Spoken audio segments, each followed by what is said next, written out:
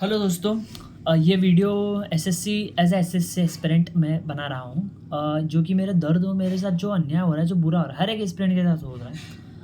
तो जो मैं क्या एक्सपीरियंस कर रहा हूँ, क्योंकि भैया टीचर्स लोग तो अपनी बात कर रहे हैं, उन्हें का जो लीड नहीं मिल रहा है, जो भी है वो उनकी पर्सनल प्रॉब्लम्स हैं और वो उनके लिए लड़ रहे हैं। लेकिन मैं अब एस्पिरेंट्स की बात भी सुन लेनी चाहिए कि एस्पिरेंट क्या फ़ील कर रहे हैं, क्योंकि जो बलि का बकरा होता है ना, वो एस्पिरेंट ही होता है हमेशा से। तो शुरू से करते हैं बात। अब देखिए यार, जो है ना, लास्ट का जो 1.5 महीना है ना, 1 से 1.5 महीने, वो एसएससी एस्पिरेंट्स के लिए इतना बुरा है कि अगर आपका सिलेक्शन ना हो ना 1 साल, तो आप अपने मन को मनवा लेते हैं कि चलो ठीक है, मैं अगली बार मेहनत करके अच्छा स्कोर कर लूँगा। लेकिन जब सिचुएशन इस तरह की हो जाती है ना कि जो अपने आउट ऑफ कंट्रोल हो, लक पर बेस हो, अगर किस्मत पर ही हो, अगर आपका अच्छा लक रहा तो आपको अच्छा सिस्टम मिल जाएगा, तो आपकी एग्ज़ाम अच्छे से हो जाएगी। तो वहाँ ना आदमी का सेल्फ कॉन्फिडेंस एकदम डाउन हो जाता है। अगर किसी योद्धा को बोला जाए ना कि यार मुझे लड़ाई लड़नी है और मेरे ये शत्रु हैं, तो मैं लड़ूंगा, एक आत्मविश्वास से लड़ूंगा, एक बिना डर के लड़ूंगा, भले मैं हार जाऊँ उसमें, लेकिन मैं लड़ूंगा। लेकिन जब पता चले कि यार इनमें नहीं है कोई, या फिर हमारे साथ अ, हमारा अपना ही जो है कि विश्वासघात कर रहे हैं, तो उसका आत्मविश्वास ऑटोमेटिक टूट जाएगा। तो अब मैं मेरी बात करता हूँ। मेरा एसएससी स्टेनोग्राफर का पेपर जो था, रिटन पेपर, उसमें बहुत सारी गलतियाँ हुई, क्वेश्चंस गलत हुए थे, ये मैं मानता हूँ। उस वजह से मेरा टाइम भी बहुत वेस्ट हुआ।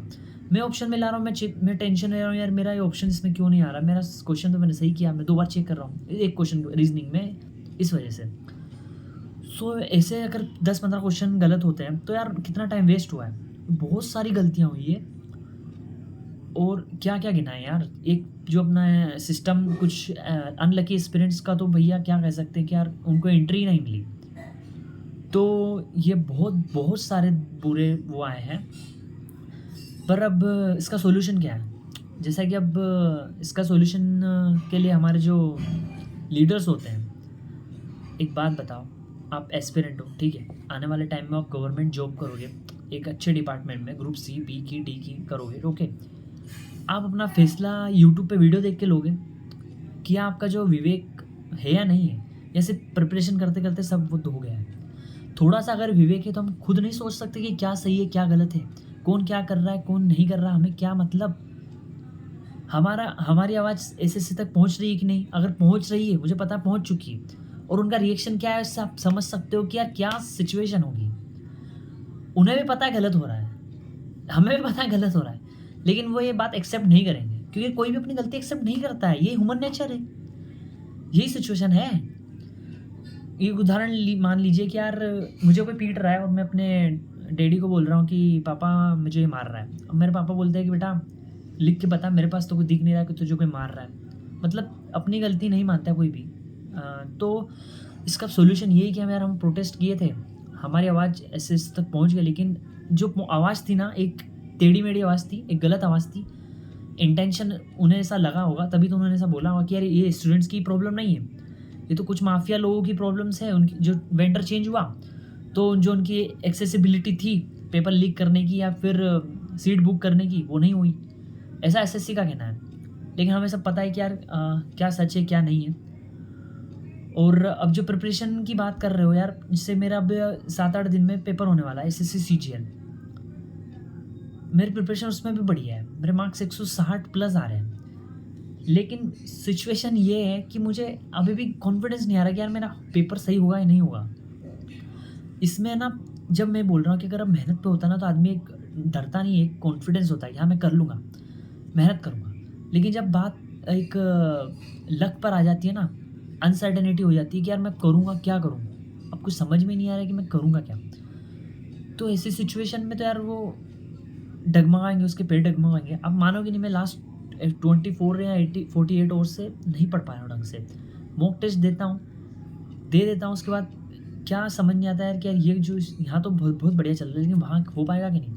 अब मेरा एसएससी स्टेनोग्राफर का एक्सपीरियंस मान लीजिए, 4 क्वेश्चन गलत थे रीजनिंग में, मेरी आँखों के सामने। वैसे तो बहुत सारे गलत थे, लेकिन अब उसमें से कुछ क्वेश्चन ऐसे थे कि मैं सोल्व कर रहा हूँ, मैं ऑप्शन ढूँढ रहा हूँ। एक जो क्वेश्चन मेरा 40 से 50 सेकंड में सोल्व हो जाना चाहिए था, वो क्वेश्चन मेरा 1.5 मिनट ले रहा है, मैं पैनिक कर रहा हूँ। तो क्या चल रहा है यार? अब मुझे समझ नहीं आ रहा है कि अब क्या होगा। पूरा लक पे, जो खुशकिस्मत होगा उसके सिस्टम अच्छे मिल जाएंगे, और जो ज़्यादा खुशकिस्मत होगा उसका सिलेक्शन हो जाएगा, और उससे ज़्यादा कुछ उम्मीद है नहीं। 100 सीटें हैं एग्जाम्पल के लिए, अगर 100 सीटें हैं, 30 बिक गई, बाकी बची हुई 70 जो भी है आपकी, उसमें आप कॉम्पीट करो। पर दुख हुआ यार कि अब किसी के साथ अन्याय हुआ, हमारे साथ ही अन्याय हुआ, हमारे साथ गलत हुआ। हम हमारी आवाज़ गवर्नमेंट तक पहुंचा भी पाए, लेकिन वो जो आवाज़ थी उन्हें लगा कि यार ये तो बस आपसी लड़ाई या फिर इनमें रह गई है। अब हम बार बार दिल्ली जाएंगे, लाठीचार्ज होगा। ठीक है, मैं लाठीचार्ज खाने के लिए तैयार है, स्टूडेंट भी तैयार है, हक के लिए हम तैयार हैं, कोई दिक्कत नहीं। फिर से अगर बुलाया जाएगा तो फिर से जाएंगे भाई, अब हमारे पास ऑप्शन है ही नहीं, क्या करें? कोर्ट भागूं, एग्ज़ाम की तैयारी करूं, या फिर कोर्ट में जाऊं, या रोड पर बैठूं, क्या करूं? मॉक टेस्ट दूं कि क्या करूं? ऊपर से फिर भी लक बेस्ड एग्ज़ाम है। दिल टूट रहा है यार, कभी सोचा नहीं था कि इस तरह की सिचुएशन आ जाएगी। सो अब क्या ही बोलूँ मैं। ये वैसे मेरे साथ नहीं, बहुत लोगों का दुख होता है जब आप 10-10, 11-11 घंटे पढ़ते हो। ये देखो डार्क सर्कल, अंधेरा आ रहा है आंखों के नीचे, लाइट चल रही है लेकिन अंधेरा आ रहा है। कारण क्या है? Dark circles, sorry, hard working, दिखता नहीं है बट। तो बस इतना ही कहना चाहता हूँ यार, थैंक यू।